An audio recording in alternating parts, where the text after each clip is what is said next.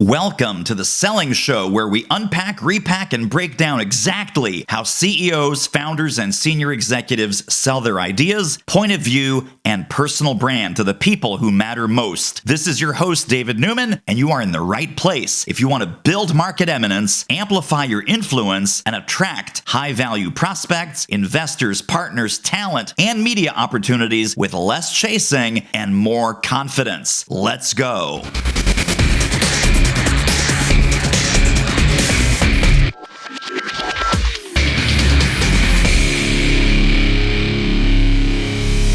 Well, my friends, you might think that creativity is all kinds of woo-woo and, branding and, oh my gosh, all of this left brain, right brain kind of craziness. But I have the man that is going to put all of this together in a way that makes perfect sense, that will help you position, market, brand, and sell your personal and company brand much better than you ever have before. Mr. Radim Malinic, welcome to the show. Oh, thank you so much. And thank you for such a beautiful introduction. I mean, you've set the bar high, I really need to, look after my answers. We will try and deliver on this together. So even before we jump in, we have so much good stuff to talk about. Tell us a little bit about the professional journey that brought you to the work that you're doing today, and what were some interesting pit stops along the way? I mean, my journey into creativity is so nonlinear. I mean, I would like to believe it's nonlinear, because I did not wake up on the 4th birthday with a crayon in hand and say, Mother, I'll be an illustrator for the rest of my life. I mean, let's be honest, if I did, I'll be a stand-up comedian by now and delivering this much better. Right. But I was born in Czech Republic, 1978, so that makes me a Gen X. Grew up in a country which was obsessed with ice hockey. So I said I want to join an ice hockey team when I was 7. Couldn't ice skate, but I made it happen. When I was a young teenager, I wanted to start a band. Didn't have an instrument, didn't know how to play one. Still managed to start a band. As a teenager, I got into DJing and music production, and with that, I kind of went from Czech Republic to London to go record shopping to see where I can find. Because in 25 years ago, the internet was a thing, but it didn't work as well as it works today. Little did I know that this would be a one-way trip, because I was mesmerized by the creativity in England. I mean, England is a mecca for incredible design, especially. It was like an endless holiday for me. So I, as a sort of wannabe music producer, have entered the music scene as a DJ, and I was surrounded by this amazing creativity, like posters, flyers, the club culture, magazines, and of course, when you like almost like on eternal holiday, everything smells good, everything tastes good. So I got led to believe that I could be part of the creative scene. And I've just simply applied for a creative job, which the interview wasn't extensive or thorough, because I managed to get my first design job. And it's been a journey ever since, because I quickly realized that creativity is fun, but then the client shows up.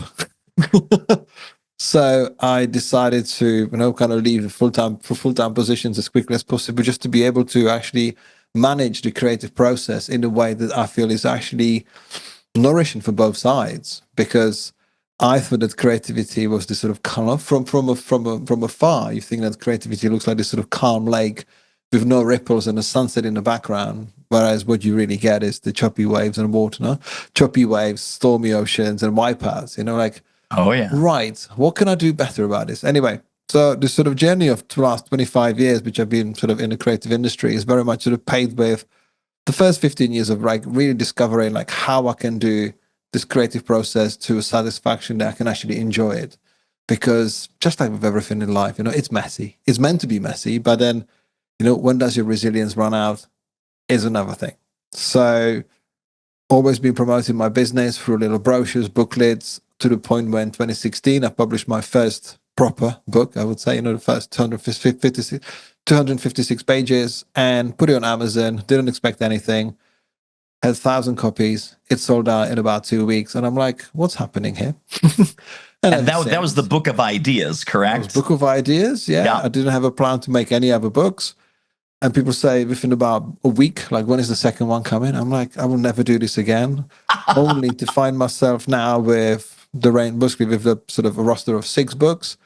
I've got a branding agency, I've got a book publishing company, I've got a creative coffee company, and I've got a podcast, and I'm doing all sorts of these sort of wonderful things because having been looking under the sort of bonnet of creativity, like how we can do stuff with it, and obviously how we can sort of bring people together and lift them up, has been really the course of my sort of career so far, and I'm enjoying every single day. Wow, what a fantastic journey. So I want to ask you, I want to take you back to, was it 2016, the first book? Yeah, that was 2016, yes. 2016 or so. So what did you think that publishing this book would do for you as a creative outlet, as a business asset? What were your hopes and dreams for that first book? I can tell you that I had very little strategy and very little, expectations, because as a designer working for clients, for branding clients, as an illustrator working in advertising, I was always sort of slightly detached from the end result because, somebody else was activating this. And with my books, what I really wanted is just to get a bit more work, but I put more thinking in there because I had started doing public speaking. So I was trying to explain my philosophies, like how I think about a process and what I can sort of offer. And the book wasn't a great, how would I say, like, it wasn't sort of business builder, but as soon as somebody inquired about, my branding studio and I gave them the book, it was the one that sealed the deal. Like, it wasn't the book that would actually make, like someone look me up and go, oh, I've seen your book, I want to work with you. It was more like, oh, you've got this book. Okay, we can see everything that you've done. Because I was thinking about this conversation in advance about what you do and what you advise people to do. And with all the coaches and salespeople, you try to find a point of difference. I was lucky that I had a signature style. I had a creative style, and that was my point of difference. The other point of difference then became the fact how I was expressing my philosophies about creativity, like how I was sort of pursuing a creative process and what I can volunteer back to the industry. So it was only then in 2018 I published volume number 2, Book of Ideas volume 2. That was really enjoyable because I had more people with me. And it wasn't really until Book of Branding in 2019 where a book was opening new doors. It was getting us clients because I felt like I found a loophole because if somebody wanted branding done properly, they would go on Amazon and buy a book on branding. And one of those books was mine because it stood out. It was so different. Yeah. And little did I know that in November 2019, we would be followed in about 5 months with a pandemic where everyone was sat at home thinking, I think I'm going to start this business now. And they would go on Amazon. There's a number of books, but they picked mine. They decided to call me, and we've absolutely skyrocketed the business by 4x, 5x. It was really designed and written on purpose to educate people on the branding process. What's in it? What does it entail? What does it involve? Like, kind of like demystifying the thing, because at that time my joke was like, when people come to us for branding, what they really want is a car, but they want to start with a couple of seats and a steering wheel. That's kind of the analogy of like, oh, we just need a logo and this. And that's my gosh, yes. Yeah. So it was education. So it was really interesting because, it skyrocketed my business by 5x and sold incredibly. We've reprinted all of the books. And it was the first proper building sort of business building tool because it was designed to appeal to certain demographic. Yes, so smart. And again, just for folks, and we'll put a link to this right below this episode, Radim, but I want people to really understand, if they're just listening to us right now, number one, your books are amazing. They're really, really, really high quality ideas, high quality design, obviously high quality production, beautiful paper, all of that matters. And they've done incredibly well. So Book of Ideas has 562 reviews on Amazon. The second Book of Ideas has 210 Amazon reviews. The Book of Branding that we're just talking about now has 398 reviews. So Radim is not like one of these guys that's like, oh, I'm primarily an agency guy and I kind of write these books for fun on the side. When did you know that your own success with publishing, you should really share that DNA with other entrepreneurs and experts and start the publishing company?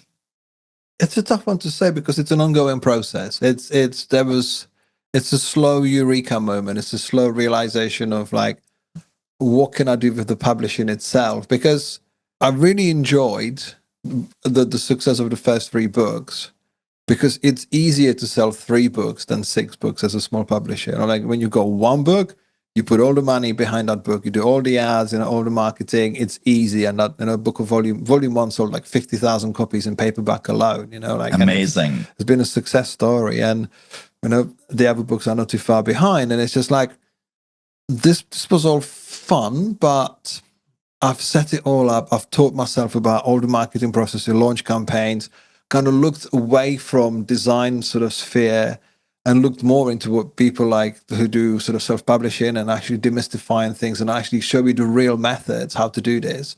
Because I realized that the success of my first book was based purely on PR.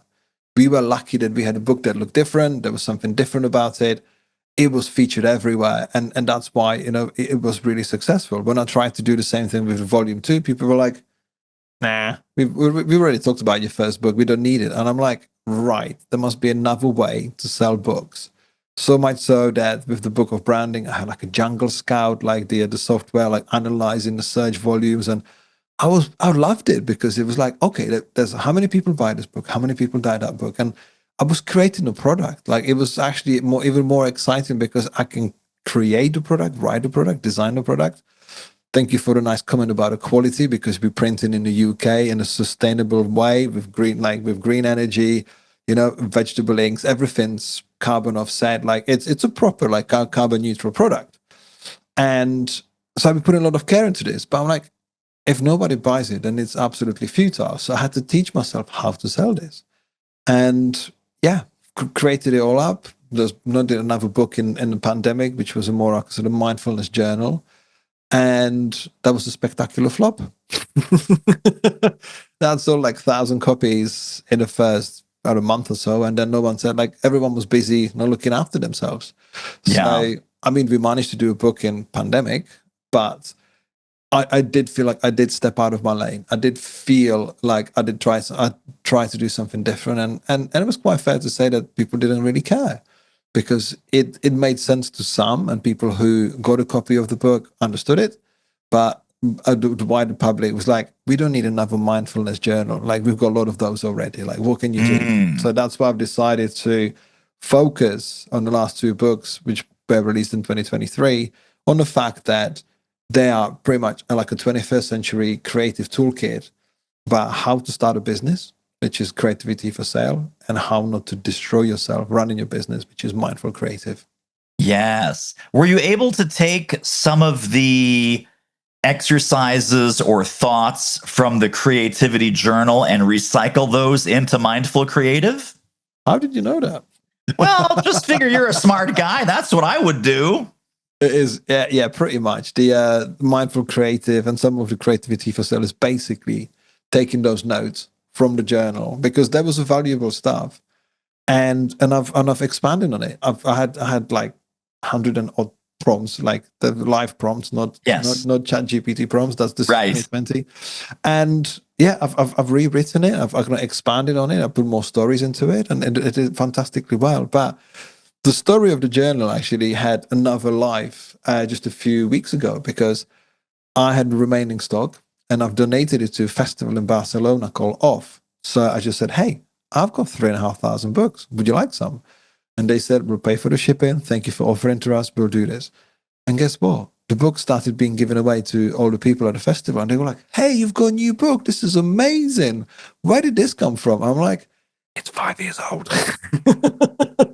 And thank you for the compliment. Like it's you never know where you find your readers. So it's not that the title was wrong. It just I was riding the success of the branding book, and people were like, what are you doing with the mindfulness? What's going on? But you've seen my books, and they are almost secretly what I call laced with mindfulness. Every single book has got a mindfulness theme. It's because I want people to really enjoy the creative process. I want to find a way in, way out, because it's going to be messy, but sometimes you only got yourself to blame for it being messy, because we can follow certain methods and certain processes, spot the red flags. We can do things that we really shouldn't be blaming other people. The creativity now, I believe creativity isn't fun until the client shows up. We need the friction, we need the interaction, we need that back and forth, because only that's when really good work gets produced. Hold on. This one is so good, even I'm taking notes. Listen, are you a CEO, founder, or corporate executive ready to fix your market obscurity problem and gain the market eminence you know you and your company deserve? Cool. Book your private Market Eminence Roadmap call with me, and let's see what might be possible for you. The link is simple. doitmarketing.com/call. See you over there. Now, I gotta get back to taking more notes. Well, and I imagine for that reason and probably several others, client selection is really, really important, right? Not just taking any company or any CMO with a check, but really vetting and qualifying your client to make sure that they're ready to play this creative tension game with you. And I'm sure we still make mistakes from time to time. I know I certainly do. But how do you now qualify a really great client to make sure that they're not going to make you crazy? I'm very lucky now. Now I don't look for new clients. I've built a network of existing clients over the last 20 odd years, and the good ones stuck around. We've built long-term relationships, and I have scaled down my studio about 3 years ago to the point where I can do the work with my clients directly. I don't need a team around me. I can use freelancers, specialists, coders, animators as and when, as opposed to having a studio full of people going, how do I keep you busy every day? Not kind of resenting them for like not wanting to do, self-initiated work or whatever. So I have scaled things down for my sanity. I wanted to be in a room first as a writer, as someone who thinks about the process, lifts people up. So I wanted to change that. But I'm still first and foremost a creative at heart. I love visual storytelling.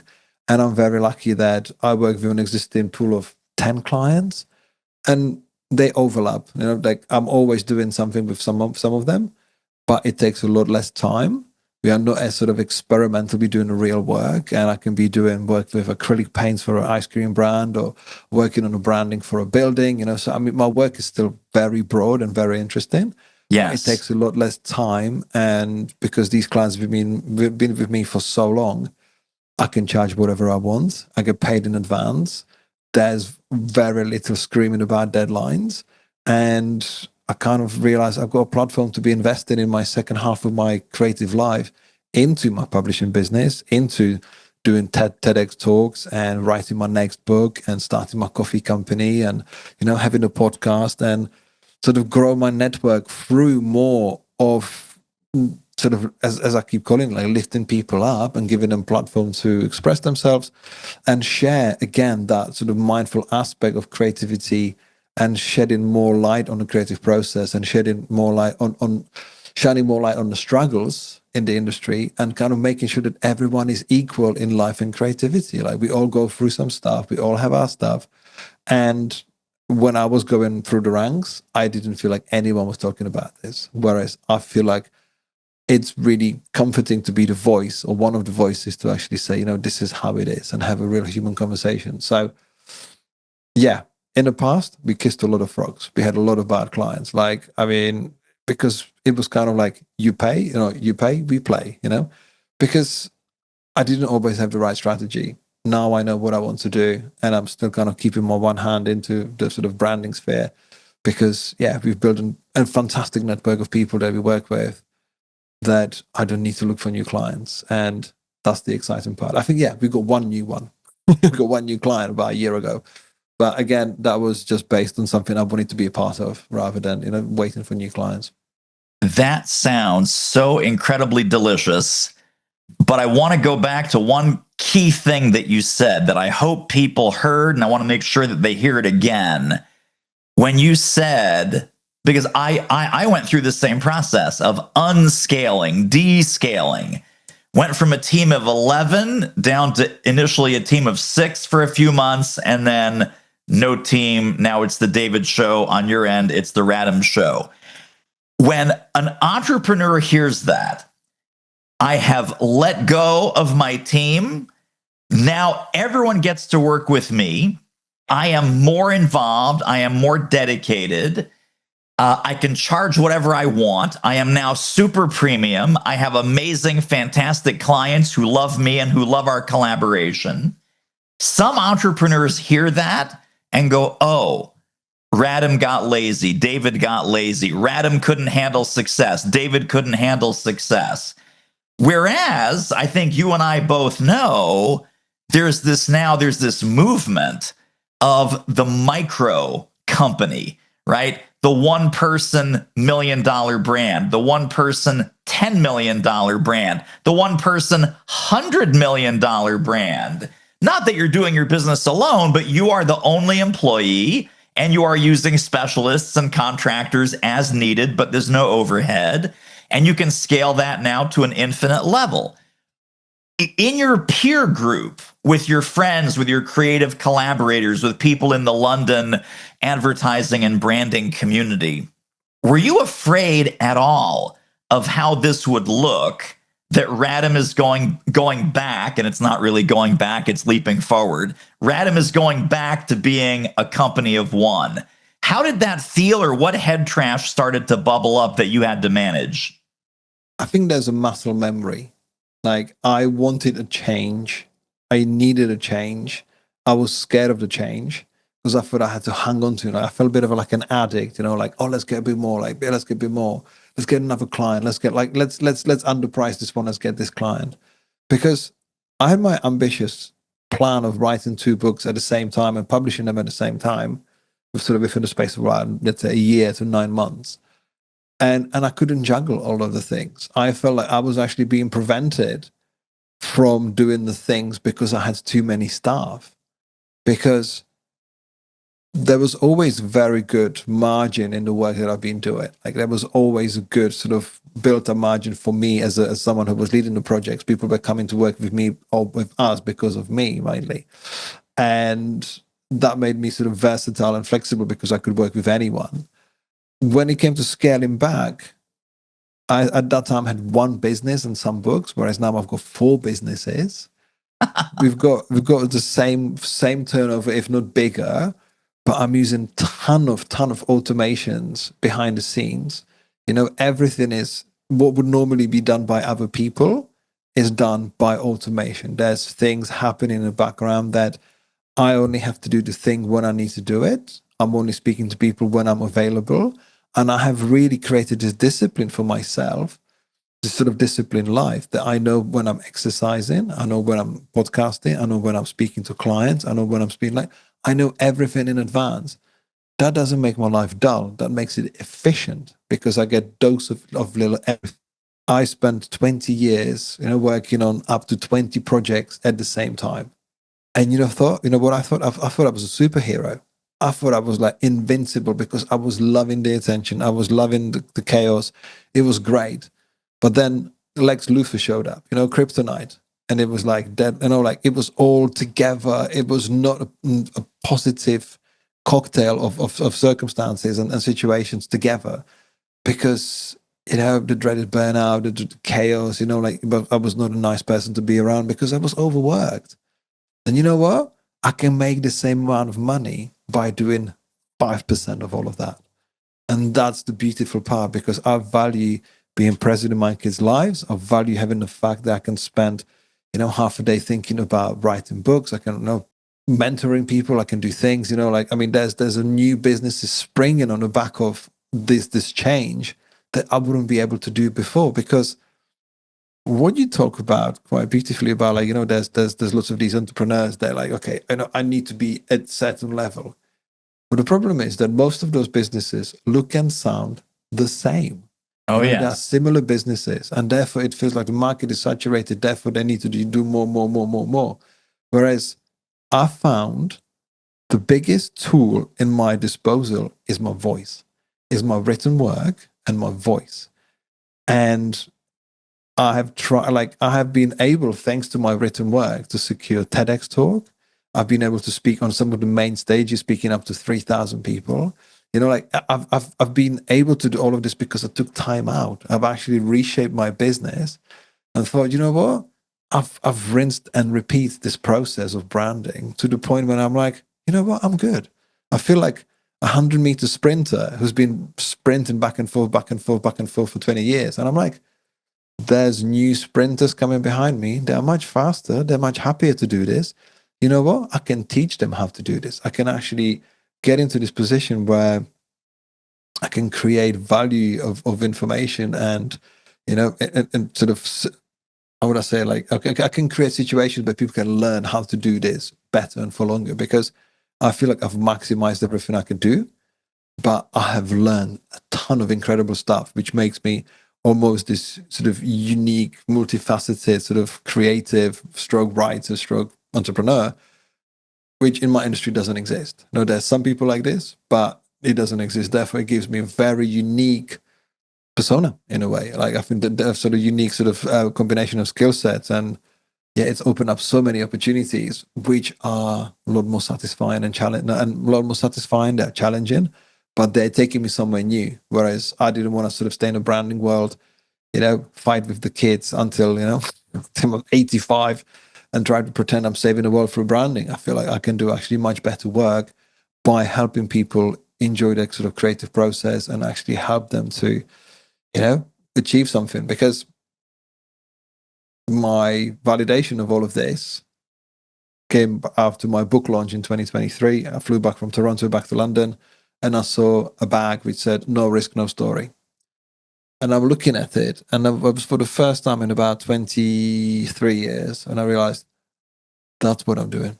That is what I'm doing. It's no risk, no story. I mean, not that I'm sort of risking my life or anything, but I was like, I didn't want to go back in the ground thinking, oh, I wish I wrote more books. I wish I did this. I wish I tried that. I wish I did this.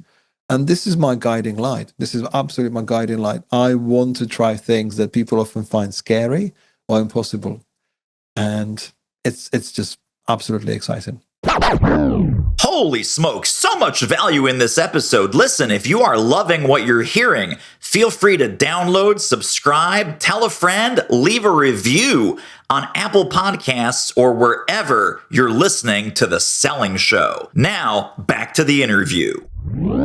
Take us back to October of 2023, because you mentioned this a moment ago as part of your story when you published these two books pretty much on the same day, correct? Yeah. So Creativity for Sale and Mindful Creative, it was like a twin moons, twin suns in the galaxy. Tell us about the synergy between those two books with, Radim 3.0 and the way that you describe this next exciting chapter of your life unfolding. And then just from a workload process, how could you juggle launching both books simultaneously? Right.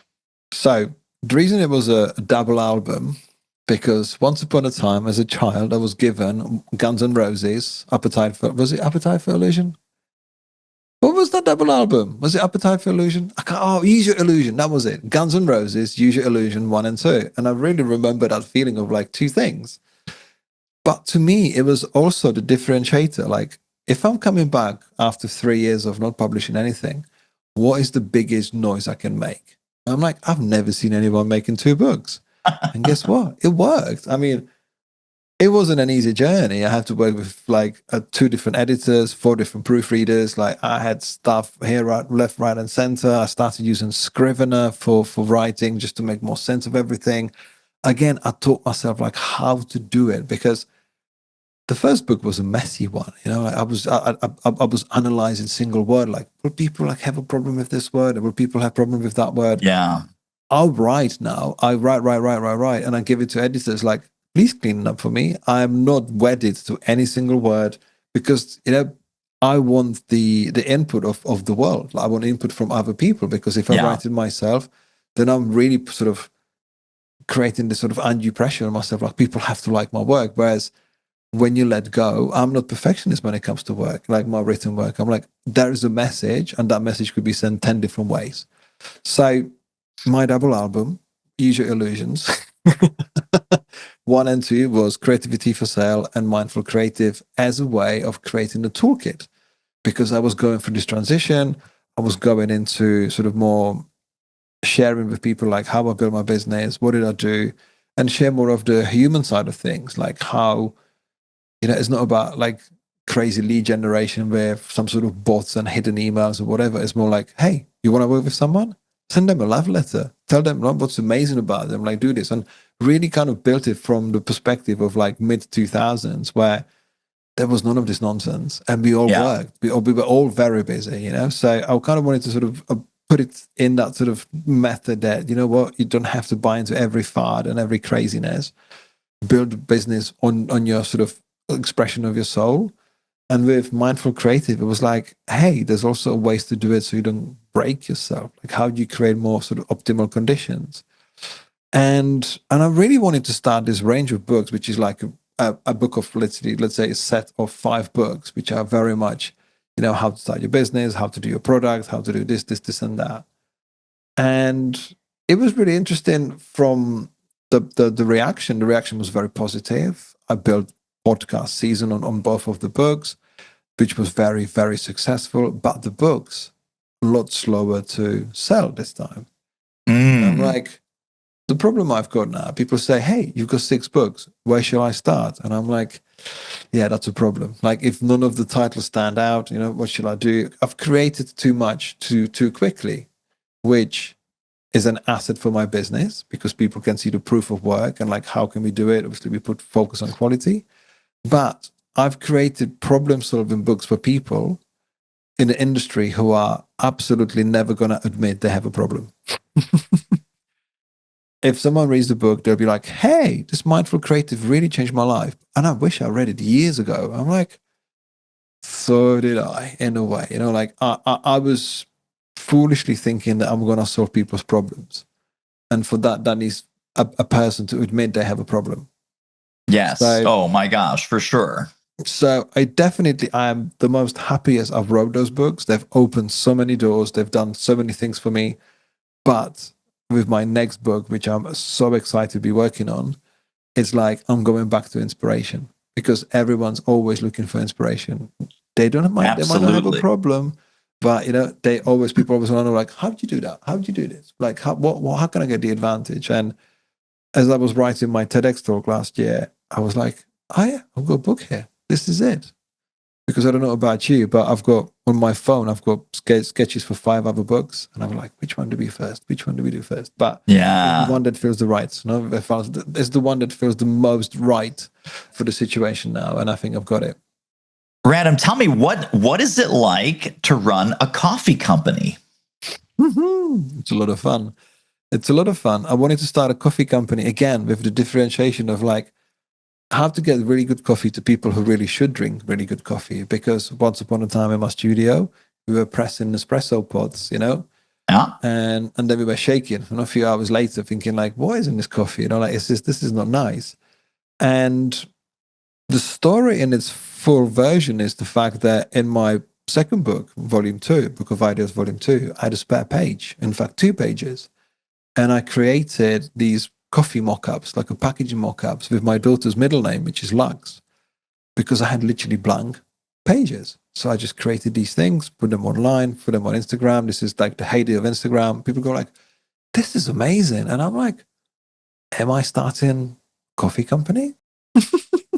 This is 2018. Then Book of Branding happened. I was close to sign up a deal with a roaster. Like we were sampling coffee.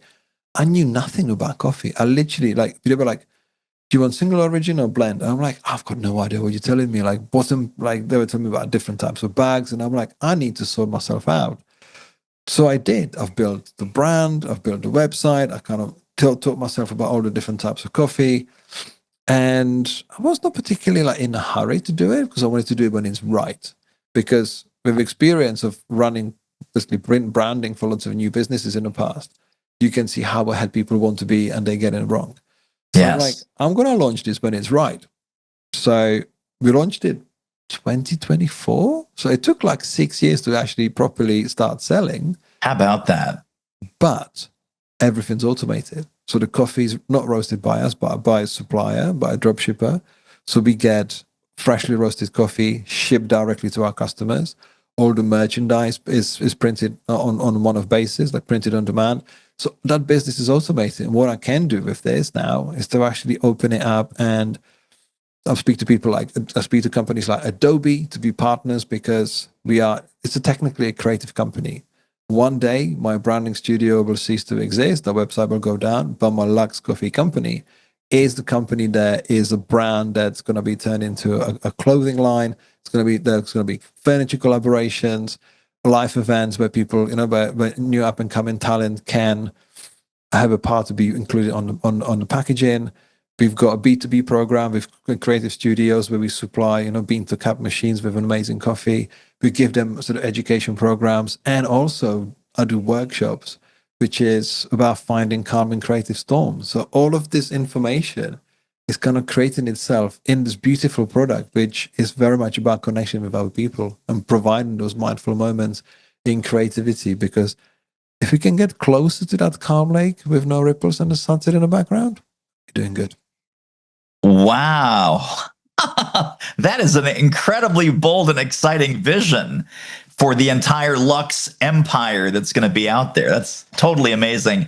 As we're landing the plane, Radim, if you were to leave folks with one core concept or core takeaway from our conversation about creativity, about inspiration, about branding, about all the amazing things that you've shared about, what would you like that one core takeaway for our listeners to be?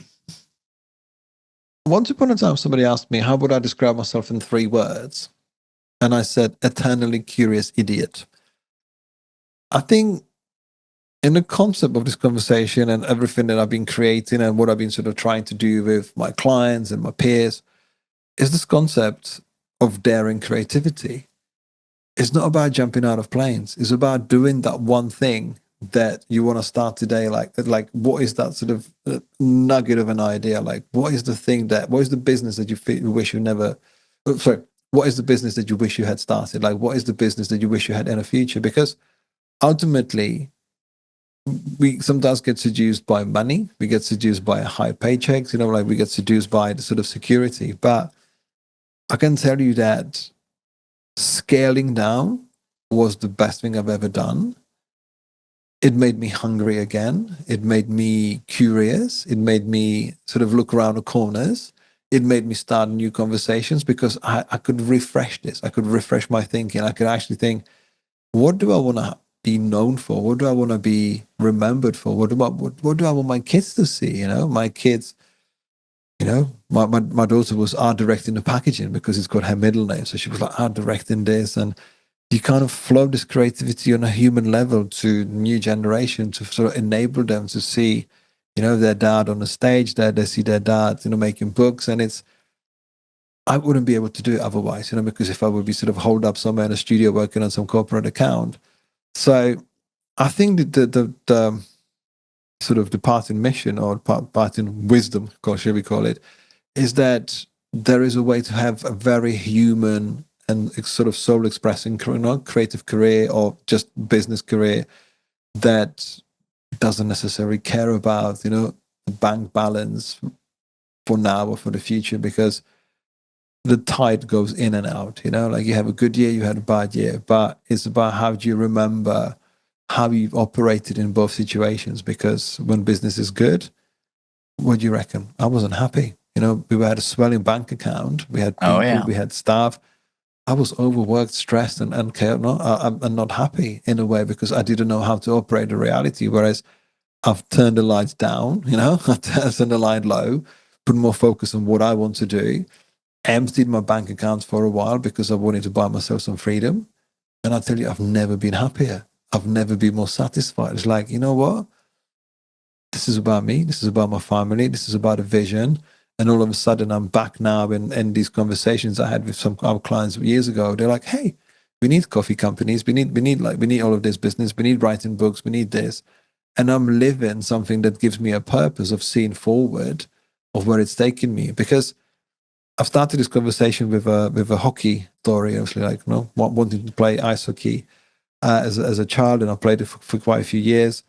And it was the Canadian ice hockey player Wayne Gretzky who says, I'm not going to skate where the puck has been. I'm going to skate where the puck is going.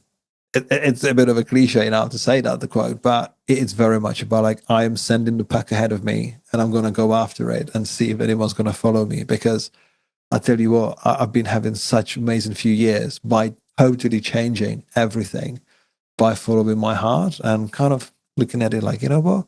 It's not much really, you don't really need too much of a risk to actually, build a story. So powerful and so important. Well, Radim, we have to have you back, certainly when your new book comes out, but probably even before that. We just scratched the surface of your brilliance, and we'd love to have you back. Thanks for being with us today. Thank you so much for having me. I've been really a big fan of this show for quite a long time, as you know. So, yeah, it's nice to be here. Thank you. I appreciate that. Thank you, thank you, thank you. And that wraps up another episode of The Selling Show. Hey, tell you what, if you like us, rate us and review us on Apple Podcasts, subscribe, tell a friend, go grab the notes and downloads and extras at thesellingshow.com. See you next time.